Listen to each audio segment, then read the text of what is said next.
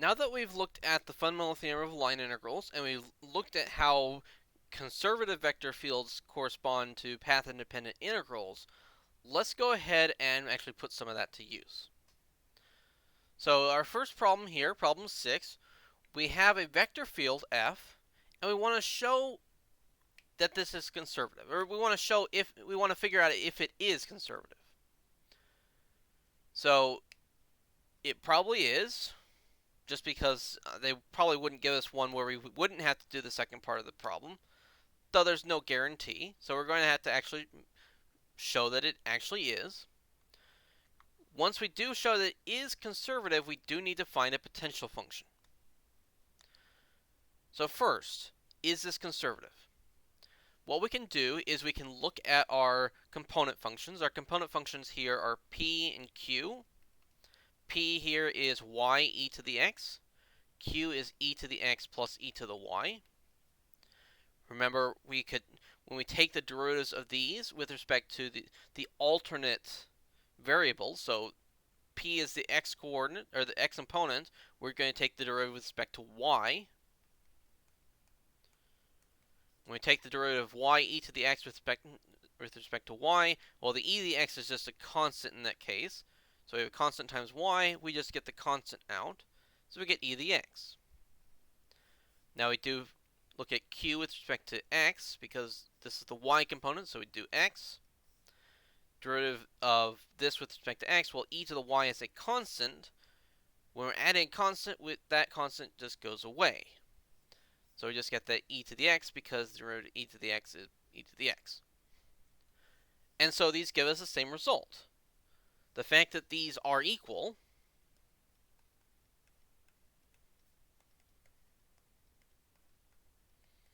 means that it is possible for this to be conservative.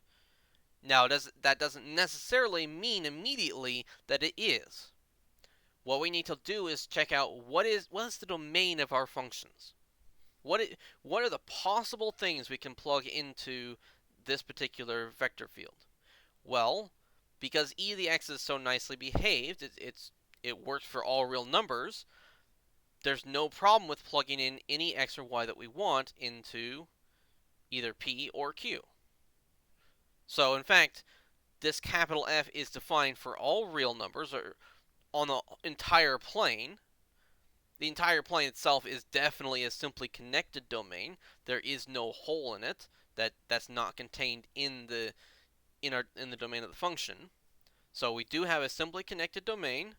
We have that the derivatives are equal to each other. Yes, this is definitely conservative.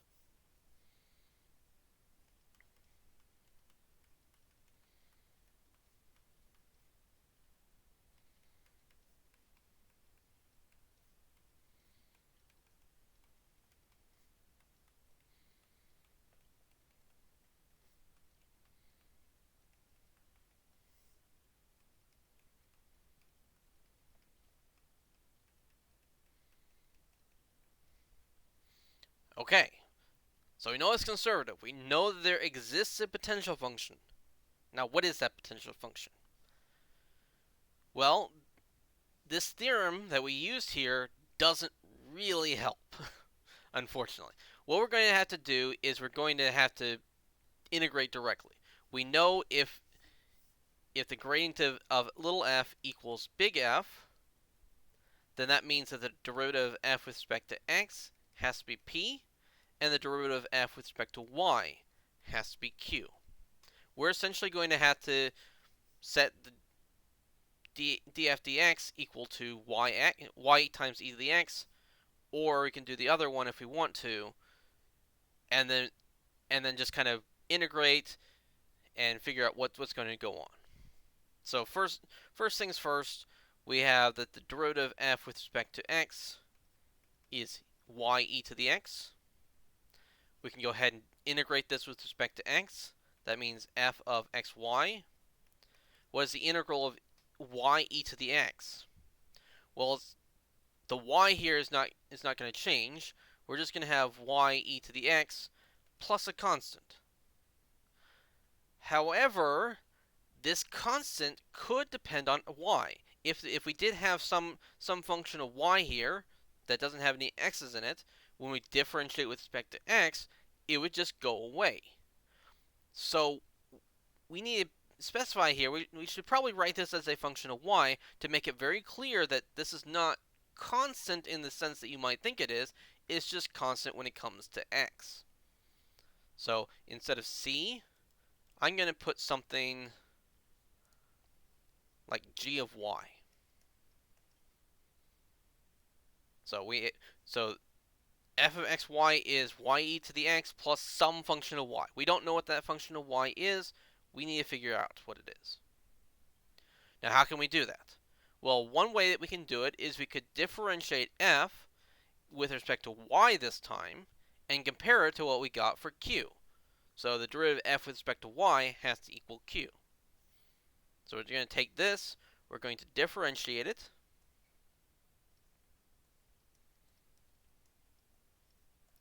Derivative of y e to the x. Now the e to the x is constant, so we'll just end up with an e to the x plus whatever the derivative of g is going to equal. And then e to the x plus g prime of y has to equal q, which is e to the x plus e to the y. That means that g prime of y equals e to the y, or basically that g of y is e to the y plus some constant. This is actually a constant this time, because there's no x's involved at this point, and this can't depend on y.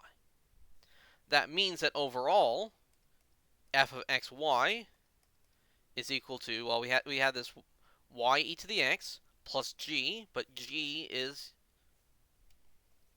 e to the y plus some constant. That means that this little f is a potential function for any value of c. In fact, we technically have infinitely many potential functions here, though we kind of are used to that from Calc 1. But any potential function for capital F looks like y e to the x plus e to the y plus some constant. In fact, I guess to answer their question, we probably pick some c. Not sure if WebAssign wants you to put the constant or not. But if they're just asking to find a function, I would just go ahead and pick c equals 0. So y e to the x plus e to the y, that's a perfectly good potential function. Moving on, let's look at problem 14. So this is actually kind of similar to the last one, though it may not look like it at first. They want us to find a function f such that capital F equals the gradient of little f. So basically they're telling us here that the vector field that they gave us is conservative.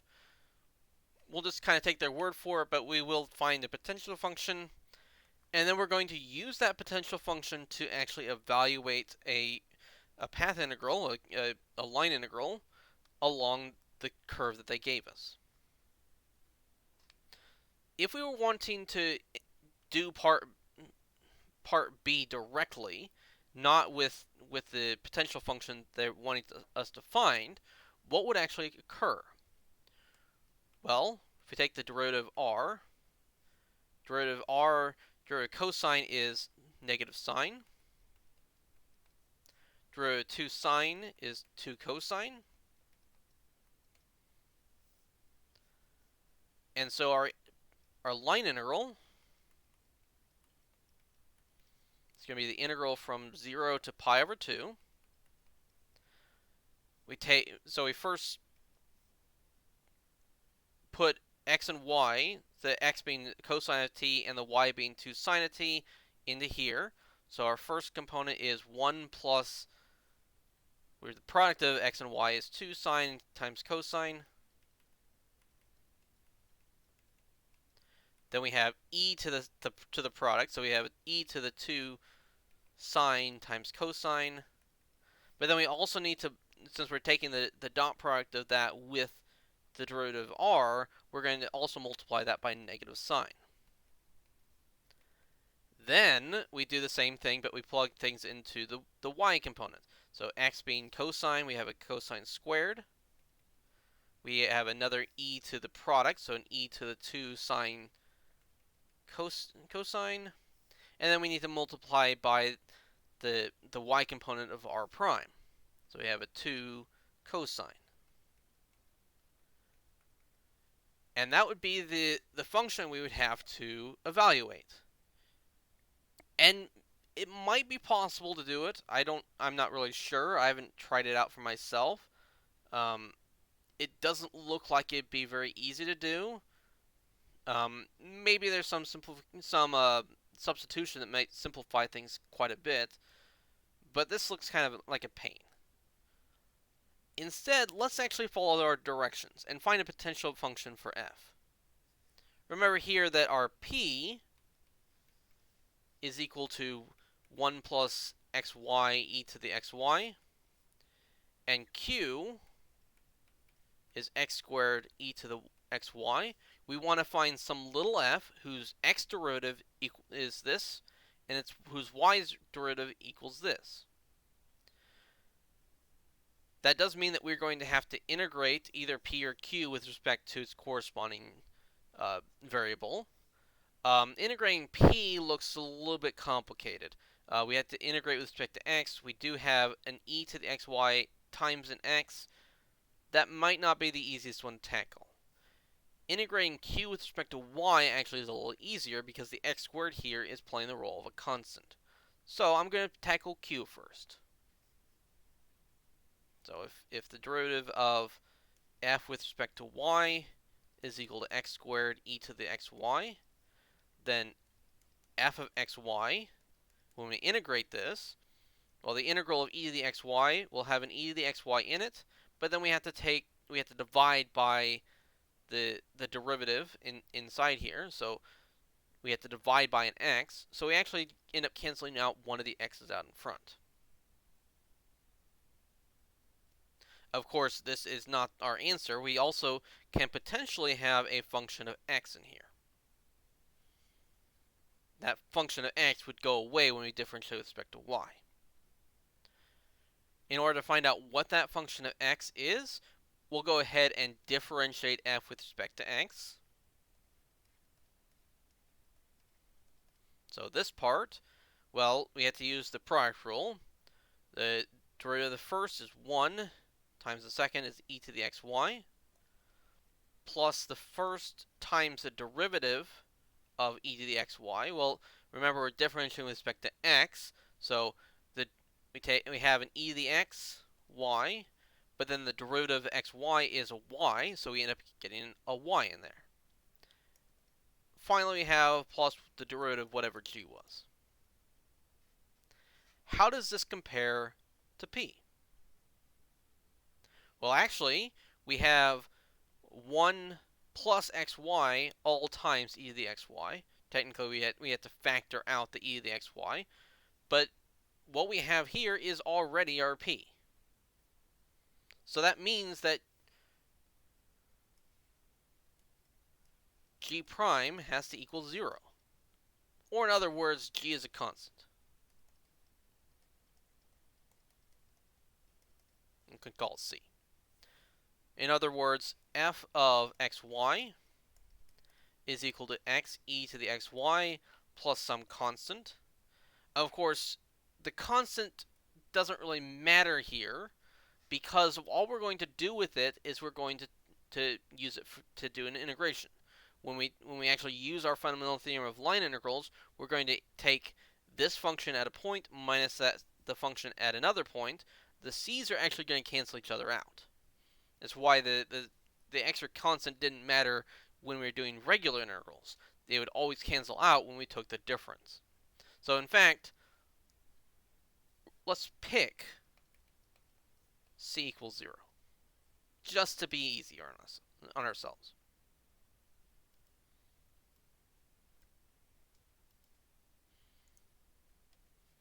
And once we've done that, the answer to this is really easy. So this is part A, and part B, we're looking at the integral of c along c of f dot dr, but that's just going to equal the value of our function at our starting point, or well, no, sorry, we're going to take the difference between two values of our function. The starting point of our curve goes into the thing that we're subtracting. So what happens when we plug in t equals 0? Cosine of 0 is 1. Sine of 0 is 0. For the first part, we need to plug in pi over 2 instead. Cosine of pi over 2 is 0. Sine of pi over 2 is 1, but then we have a 2 there. So we just take whatever the value of this function is at 0, 2. We subtract whatever the value of the function is at 1, 0. Of course, when we plug in 0, 2, the x is 0, so we get a 0 there. When we plug in 1, 0, now we have a 1 times e to the 0. E to the 0 is 1, so we get a negative 1. So once we find that potential function, everything is really quick and easy. It's just a matter of plugging in numbers, and we get our result. And so whatever this big integral at the beginning turned out to be, its answer is negative 1. However you managed to integrate that damn thing. Let's move on to problem 20. We want to show that a given line integral is independent of path and evaluate the integral. So we're basically wanting to say that if we look at any path from the point, say this is 2, 0, to the point 1, pi, any path from here to here, this needs to give us the same result. Now, how would we show this independent of path? Well, really, we want to identify that we're dealing with a vector field, the vector field here being sine of y I plus x cosine of y minus sine of y j. And we want to show that this vector field is conservative. It's a lot easier to show that vector field is conservative than to show that any possible integral of any possible path always gives you the same result. That's just too open-ended. But once we know that we just have this function, we want to show that it is the gradient of another function, that's a lot easier.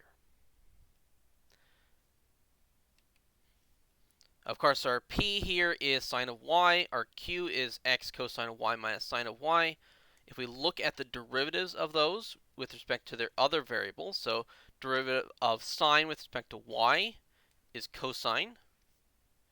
Derivative of q with respect to x, when we differentiate here, well, the sine of y back here goes away. This x times cosine just becomes a cosine. Those are equal. Now, that doesn't immediately mean that it's conservative, but it also does mean, once we look at the domain of our functions, because sine and cosine don't care. We can plug any number into those and get a result. So this vector field actually does have domain all real numbers, and these derivatives equal each other. So we do have a conservative vector field. Once we know that our vector field is conservative, that gives us some options. One option would be to find a potential function. If we find a potential function for f and use that, like we did in the previous problem, we could solve it that way. But another thing that we could do, since we now know it's conservative, that means that its integrals are path independent. That means we could just pick our favorite path and integrate over that path. Then it wouldn't matter what other paths we want to choose. They will always give us the same result. Since we've already been finding potential functions for other problems, let's not do that this time, and actually let's try the other one. Let's pick a good path from 2, 0 to 1, pi and try to work with it. Now, the path I decided, and maybe there's even better ones. This is just the one I picked. I went ahead and just picked the path that follows our axes. So just go along the x-axis until we get to the point 1, 0, and then follow the vertical line from 1, 0 to 1 pi. We'll call this one C1 and this one C2. So we'll have two integrals to evaluate, but they are just along lines, and they're relatively simple. For C1, you can say R of t is, well, it's following just the x-axis, so we won't have a y component. There's various ways you could go ahead and parameterize this. I went ahead and picked 2 minus t. Basically, when I plug in t equals 0, I start at 2. And as I get closer to 1, I'm going... Well, as I'm getting closer to t equals 1, this is getting closer to 1 along the axis. So here, t is going from 0 to 1. The derivative of r is equal to minus I. So the 2 goes away, t becomes a 1. Hopefully that's pretty easy enough to see. That means the integral along C1 of our function, of our vector field, actually, I guess let's go ahead and write out the actual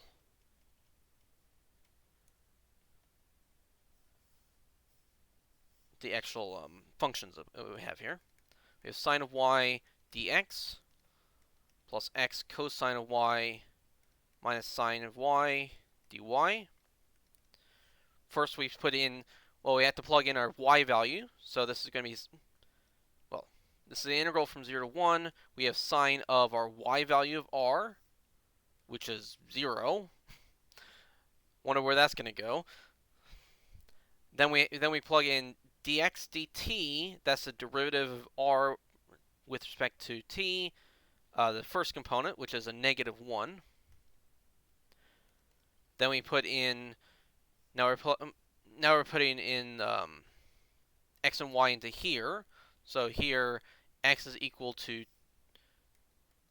2 minus t times cosine of 0, because y is 0, minus sine of 0, times the derivative, we have dy dt, that's the derivative of r with respect to the second component of r prime, let's say. But that's just 0. So all that's times 0. So I probably didn't even have to write any of that. We have sine of 0, which is 0, so that part's 0. We have this is times 0. Okay, so the integrand here is 0. We have 0. Everything's 0. So that part's actually pretty easy. C2 is going to be a little bit more complicated, maybe. Let's go ahead and actually put this on another page. So recall here, C2 is the vertical line from 1, 0 to 1 pi. Since it's a vertical line, with our I component, our first component, is always constant. Unlike the previous one where that constant was 0 because we're along the x-axis, this time our constant is 1. So we will have an I in here. But then we're going to add t times j. And we're going to let t range from 0 to pi. So we're going to go from 1, 0 to 1 pi. Of course, r prime of t is just j. The I is a constant, so it goes away, and then t becomes a 1. That means our integral over C2 of our function, or our vector field, I should say,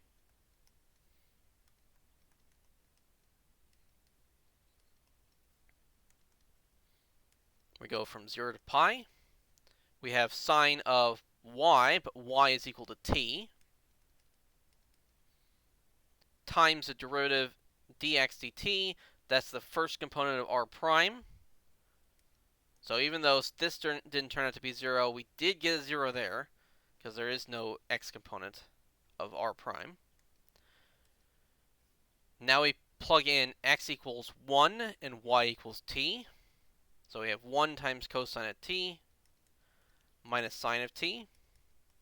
This is multiplied by dy dt, or the second component of r prime, which is just 1. Okay, we finally have something that actually survives.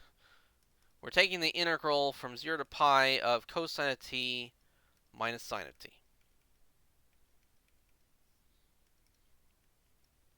Of course, the integral of cosine is sine. Integral of minus sine is plus cosine. We're taking that from 0 to pi.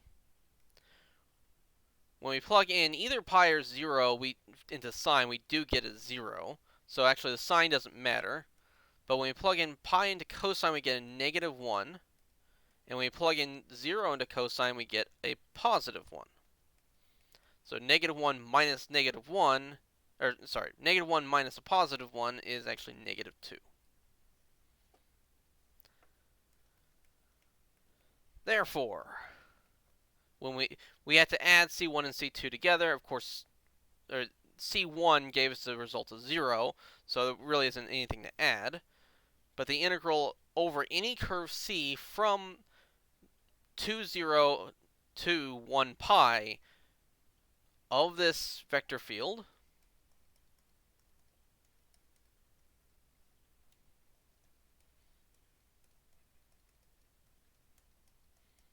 is always equal to negative 2, regardless of regardless of what path we choose. These next two problems are a little bit different from what we've been doing. We're taking looks at some diagrams that are supposed to be of vector fields, and we want to show that whether or not these vector fields could be conservative. Now, even if what we do with these does kind of imply that it could be conservative, that's not actually going to be enough to say that it really is. Without knowing what these vector fields actually are, there's no way we can be absolutely sure. But at least we'll get a good idea of whether or not they possibly could be. So let's start with 25. I mean, it's the first one, so why not? But it also will show us kind of what we're looking for.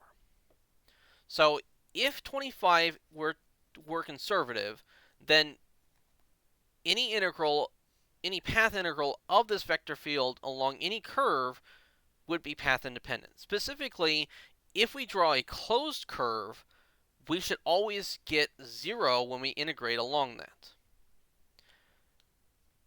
Specifically, let's take a circle around the origin on 25. Or at least as close to circle as I can make it. So let's say we started here at this point, we travel along that, and we want to know what would be the integral of this vector field over that curve. And remember, when we're taking path integrals, when we're taking those line integrals, we're actually looking at the tangent vectors along the curve, and we're taking their dot product with the vectors in the vector field. In other words, remember, a dot product gives us a positive value when the vectors are essentially pointing in about the same direction, when the angle between those vectors are acute, and it gives us a negative value when those vectors have an angle that is obtuse, that when they're basically pointing in opposite directions. And of course, it gives us 0 when they're actually right angles. If we think about all the vectors along this curve, all the tangent vectors, are they going in the same direction or the opposite direction from the vectors in our vector field? Well, as we go along here, all the vectors in the vector field kind of are pointing in approximately the same direction. Not exactly, but approximately the same direction. That means all those dot products with those tangent vectors are going to be positive. And so when we essentially add them all up with an integral, we're going to get a positive result. So along this curve, of course, I'll just call it C. And I guess I didn't label the vector field. I'll call it F. That integral is going to be strictly positive because it's only adding up things that are all positive. This vector field is not conservative.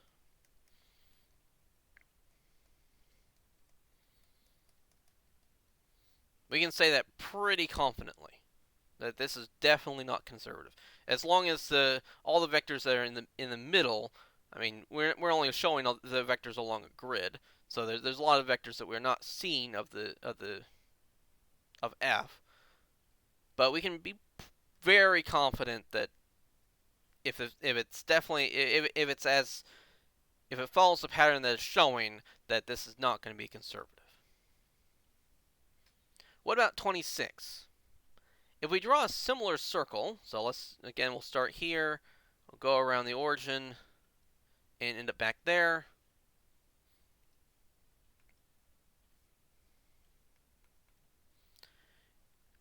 Does this have the same problem? Remember, we are just following this curve in the counterclockwise direction. On this part of our curve here, well, the vectors of the vector field are actually going against our tangent vectors. So we're getting negative values here. But as we go along here, now they start going along with our tangent vectors. And then they start going against as we go along this section, and then again with until we get to about here, and then against again.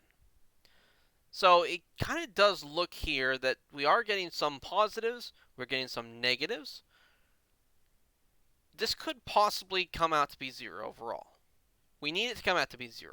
If this is going to be conservative, then integrating along this closed curve is going to have to give us 0. So getting positives and negatives that could possibly cancel out is a good sign. It doesn't necessarily say that it is. It's possible that some of the negatives could outweigh the positives or vice versa. But at this point, we could say that it could be possible for this to be conservative.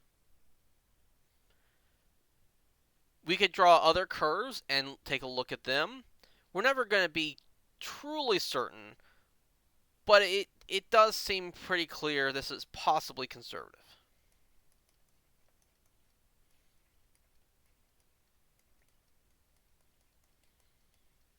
At least as far as we can tell from this simple diagram. So hopefully that gives you kind of an idea of how conservative vector fields actually behave. For one thing, this we can tell from 25, everything's kind of seems to be spiraling in. That's actually a thing that cannot really happen when we have conservative vector fields. If things are kind of spiraling into a point, then that's usually a sign that things are not going to be conservative. We're actually going to name a condition about well, when we get to actually, okay, let me put it this way. In this section, we gave a condition for a vector field in 2D to actually be conservative, at least over a simply connected domain. In a later section, I think it's going to be section 16.5, we'll introduce a condition for 3 dimensions, and we're going to name our condition there based off of this idea of things spiraling around. So this condition, this example here is very indicative of what we are trying to either avoid or when it comes, well, I don't know if I should say avoid, but the kind of things that we need to look out for when we're trying to see whether or not vector fields are conservative. And I don't really have much more to say about it than that. This is really more of a just kind of get a feel for kind of couple exercises. For our last example, this is not going to be as wishy-washy as the last couple. We are going to actually compute things here. We have a vector field. It's written in a not in terms of components. P here is actually negative y over x squared plus y squared. Q is actually x over x squared plus y squared. We want to show that the derivative of p with respect to y is equal to the derivative of q with respect to x, but we also want to show that this is not path independent. And we want to talk about what that will mean. So first things first, if p is negative y over x squared plus y squared, what is the derivative of p with respect to y? We're going to have to use the quotient rule here. So we take the derivative of the top, which is negative 1, times the bottom is x squared plus y squared. We subtract the top, or really just add y, times the derivative of the bottom, with respect to y specifically, is 2y. Then we take the bottom squared. We can simplify this a little bit. We have a negative x squared and negative y squared, but then we have a plus 2y squared. So this turns into a y squared minus x squared on top, which doesn't cancel anything, by the way. But that's just what we have. Q, on the other hand, this is x over x squared plus y squared. When we take its derivative with respect to x, again, we have to use the quotient rule. It works out pretty similarly. Derivative of the top is 1 times the bottom is x squared plus y squared, minus the top, which is x, times the derivative of the bottom with respect to x is 2x. Of course, we have that same denominator. And the same thing kind of happens here. We still have a y squared, but now we have an x squared minus 2x squared, gives us a minus x squared. And so lo and behold, these did give us the same result. These two things are equal to each other. But what we're saying here is that f turns out to not be conservative, because it's not path independent.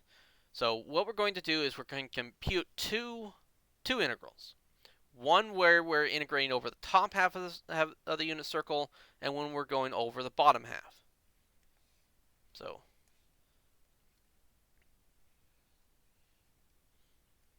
we have two paths, both going from 1, 0 to negative 1, 0. Of course, for C1, I should label this. C1 is here, C2 is here. Both these are going from here to over here. So one is actually going counterclockwise, one is going clockwise. C1, we can go ahead and parameterize that. Obviously, we usually use our trig functions. So r of t here is going to be cosine of t I plus sine of t j, where t is going to go from 0 to pi because we're going halfway around the circle. R prime here, of course, is negative sine plus cosine. And so when we integrate over C1 of f dot dr, we have the integral from 0 to pi. We have, well, first we take f and we plug in r. When we plug in r, what do we get? Well, y is replaced with sine, x is replaced with cosine, so we have a negative sine t over cosine squared t plus sine squared t. That's going to be multiplied by the x component of r prime, so we have times negative sine of t. Now we take our q, our x over x squared plus y squared, and do the same thing. X is cosine. The bottom is basically the same thing. And then we multiply that by the y component of r prime. So it looks really complicated at first. You probably already saw here that cosine squared plus sine squared is equal to 1. So we really are dividing by 1 in both these cases. So we can kind of ignore that part. In fact, I'm just going to cross it off. Then we have negative sine squared times sine squared. what did I say sine squared? Negative sine times sine, or negative sine times negative sine gives a positive sine squared. Then we have a cosine and cosine, so we get a cosine squared. Of course, that comes out to be a 1. And so our result overall is just pi. That is the integral over that top semicircle. What about the bottom semicircle? What's going to happen with C2? We're going to have to parameterize that one as well, but if we use our normal parameterization like we did here, we'd be going the wrong direction. We want to actually go in a clockwise fashion this time. What we can do there is actually replace t with negative t, which isn't going to affect the cosine, but it is going to make the sine a negative sign instead. So actually, that's what I'm going to do. I'm going to use r of t equals cosine of t I minus sine of t j. And we're still going to go from t equals 0 to t equals pi, going halfway around the circle. So in a sense, you can say that this is a good parameterization when you want to go the opposite direction around the unit circle. Of course, when we differentiate that, we get negative sine t I minus cosine t j. We take the integral over over C2. This time, we're still going from 0 to pi. We do need to plug in cosine and negative sine in for x and negative y. So our first one, negative y, turns out to be a positive sign. And actually just over 1, of course. The bottom is still going to be cosine squared plus sine squared. This sign here is going to be multiplied by negative sine, the first component of r prime. Now we put in x over that. So x here is still cosine, actually. Cosine of t. And the bottom still turns out to be 1. We can multiply that by the y component of r prime. That's a negative cosine.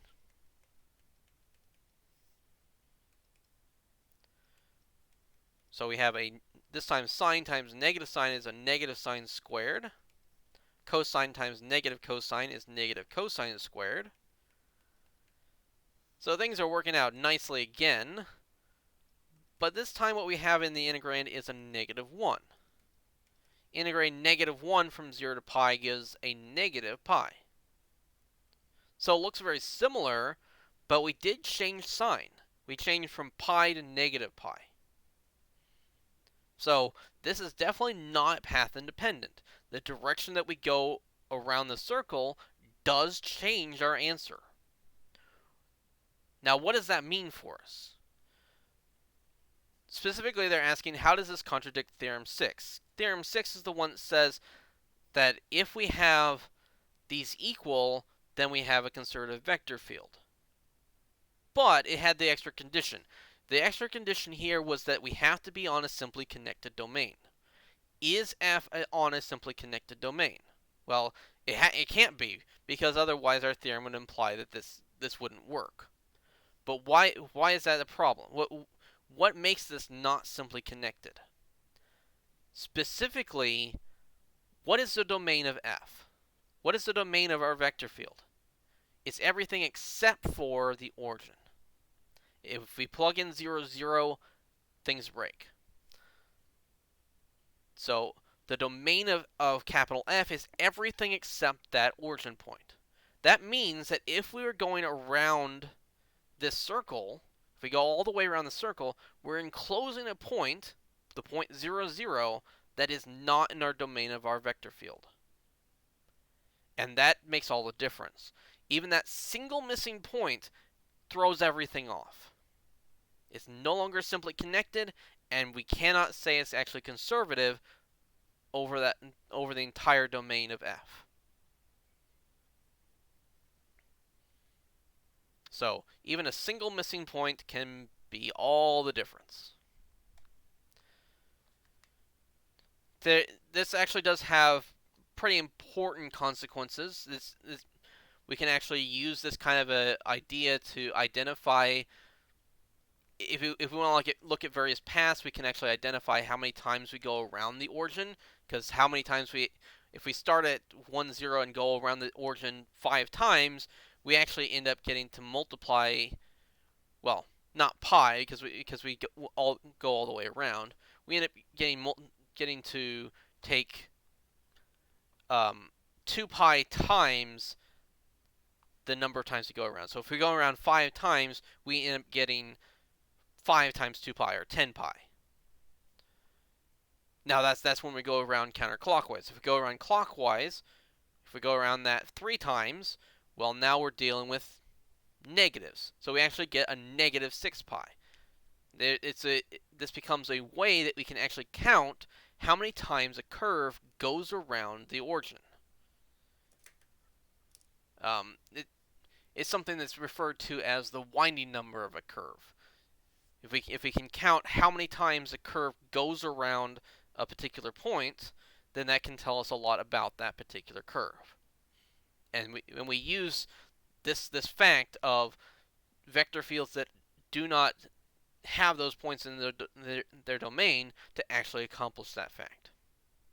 Now that's going a little bit beyond what we're going to be talking about in this particular book. If you want to learn more about that, you'd have to take a more advanced course. But I find this stuff really interesting.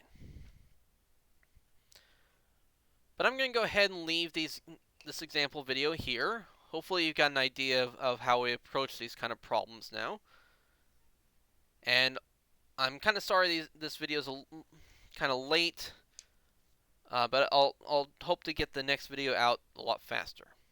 So I'll see you in that one.